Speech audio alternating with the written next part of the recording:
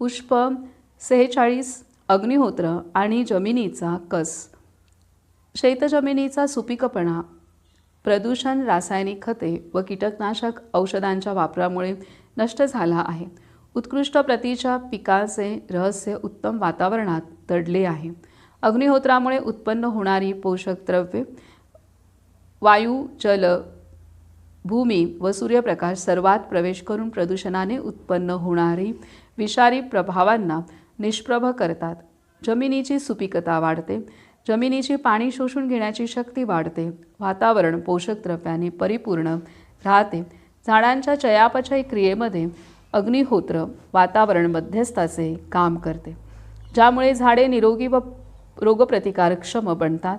या सर्वांचा परिणाम प्रत्यक्ष पाहावयासाठी शेताच्या मध्यभागी अग्निहोत्र करून पाहावं.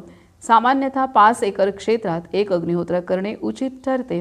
10 पेक्षा जास्त एकर क्षेत्रात 4 कोपऱ्यात 4 व मध्यभागी 1 अशा प्रकारे अग्निहोत्र करावे. हा प्रयोग चालू असताना रासायनिक खते, कीटकनाशक द्रव्यांचा वापर संपूर्णतया टाळावा. वाचताना हे विचित्र वाटेल, पण अनुभवाने हे सिद्ध झाले आहे की अग्निहोत्र पद्धतीने शेती केल्याने कितीतरी पट अधिक उत्पादन शक्य आहे. धान्याचे स्वरूप व चव ही कृत्रिम खतांच्या वापराने उत्पादित केलेल्या धान्याच्या चवीपेक्षा लाख पटीने चांगली असते. जमिनीची सुपीकता वाढते. तसेच महागड्या खतांपासून व कीटकनाशकांपासून गरीब शेतकऱ्यांची कायमची सुटका होते. हा प्रयोग छोट्या प्रमाणावर तुम्हीही करू शकता.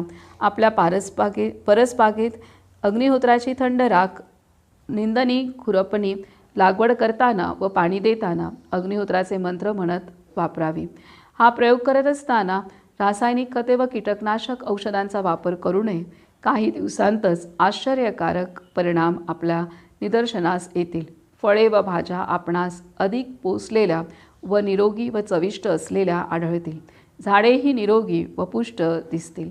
हरित क्रांतीचे स्वप्न साकार करण्यासाठी झटणाऱ्या वैज्ञानिकांना अग्निहोत्र पद्धतीच्या शेतीमुळे त्यांना येणाऱ्या समस्यांचे उत्तर मिळते.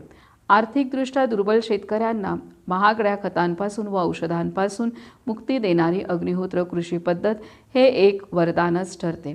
हे आजपर्यंतच्या अनुभवाच्या आधारावर ठामपणे सांगता येते. पुष्प आधार, अग्निहोत्र चिकित्सा पुस्तक, माधव आश्रम, भोपाळ.